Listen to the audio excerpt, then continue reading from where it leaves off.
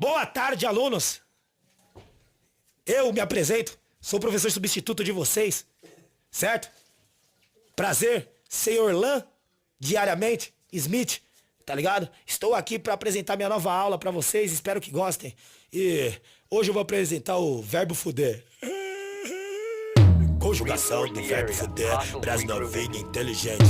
Conjugação do verbo fuder pras novinhas inteligentes. Senta pra eu, tu, ele, quica pra nós, voz, eles. Senta pra eu, tu, ele, quica pra nós, voz, eles. Senta pra eu, tu, ele, quica pra nós, voz, eles. Senta pra eu, tu, ele, quica pra nós. Parte 2. A parte 2 da conjugação do verbo, certo? É o verbo to bora. Certo, novinha?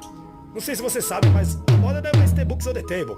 Agora a tendência é ter bogas on the dangle. É o ABCD, show bumbumzão tremendo, vai no ABCD, show bumbumzão tremendo, é o ABCD, show bumbumzão tremendo, vai no ABCD, show bumbumzão tremendo. Professora, professora, se teu cu fosse rascunha, eu rabiscava ele de porra.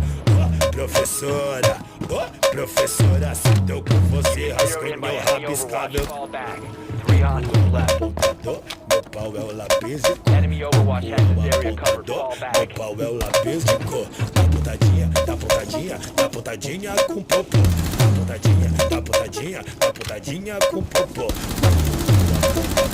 Meu pau é o lápis de cor. Meu cu é o apontador. Meu pau é o lápis de cor. Dá pontadinha, dá pontadinha, dá pontadinha com popô. Dá pontadinha, dá pontadinha, dá pontadinha com popô. Tem mais aulas práticas. Aê, assine já o seu curso gratuito conhecimento diretamente da Wizard. Porque na Wizard você faz, você vence.